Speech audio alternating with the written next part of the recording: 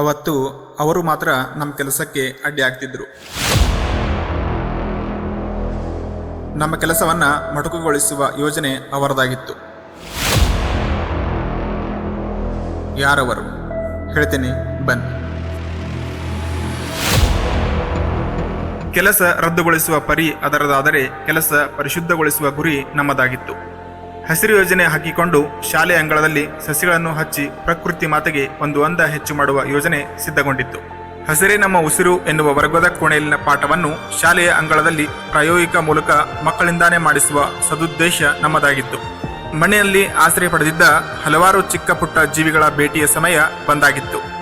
ಭಯಕ್ಕೂ ಭಯತರಿಸುವ ನಮ್ಮ ಸರ್ಕಾರಿ ಶಾಲೆಯ ಮಕ್ಕಳು ಆ ಜೀವಿಗಳನ್ನು ಕೈಯಲ್ಲಿ ಹಿಡಿದು ಕುಶಲೋಪರಿ ವಿಚಾರಿಸುವ ಮುಗ್ಧತೆ ಅವರದಾಗಿತ್ತು. 15 ಸಸಿಗಳ ಸ್ಥಾಪನೆಯ ಅಚಲ ಗುರಿ ಹಮ್ಮಿಕೊಂಡಾಗಿತ್ತು.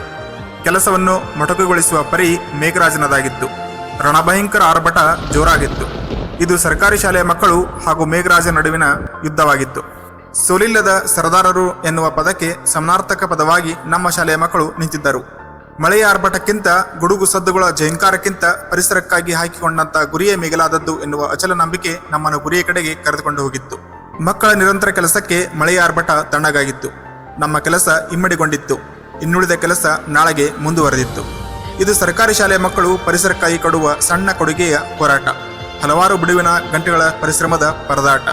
ಇಂದಿನ ಮಕ್ಕಳೇ ನಾಳಿನ ಪ್ರಜೆಗಳು ಎನ್ನುವಂತೆ ಇಂದಿನ ಸಸಿಗಳೇ ನಾಳಿನ ಉಸಿರಿನ ಸಂಕೇತ. ಸಾಲು ಮರದ ತಿಮ್ಮಕ್ಕ, ಸುಂದರಲಾಲ್ ಬಹುಗುಣ, ಪಾಂಡುರಂಗ್ ಹೆಗಡೆಯವರಂತಹ ಪರಿಸರವಾದಿಗಳ ಪ್ರೇರಣೆಯಿಂದ ಇಂದಿನ ನಮ್ಮ ಹಸಿರು ಯೋಜನೆ ಚಾರಣ ಮುಕ್ತಾಯದ ಹಂತಕ್ಕೆ ಬಂದಿತ್ತು. ಇದು ನನ್ನಿಂದಾದ ಕೆಲಸವಲ್ಲ. ಕರ್ತೃ, ಕರ್ಮ, ಕ್ರಿಯಾ ಎಲ್ಲವೂ ಮಕ್ಕಳೇ.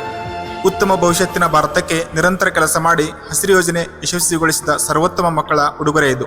ಇದು ನಿಮ್ಮ ಶಾಲೆಯ ಕೊಡುಗೆ, ನಿಮ್ಮ ಮನೆಯ ಮಕ್ಕಳ ಪರಿಶ್ರಮದ ಕೊಡುಗೆ. ಇದು ಒಂದೇ ದಿನದಲ್ಲಾದ ಕೆಲಸವಲ್ಲ, ಹಲವಾರು ಗಂಟೆಗಳ ಪರಿಶ್ರಮವಿದೆ. ಇದನ್ನು ಹಲವಾರು ವರ್ಷಗಳ ಕಾಲ ಕಾಯ್ದುಕೊಂಡು ಹೋಗುವ ಜವಾಬ್ದಾರಿ ನಮ್ಮೆಲ್ಲರ ಮೇಲಿದೆ. ದಯವಿಟ್ಟು ಪರಿಸರವನ್ನು ಉಳಿಸಿ.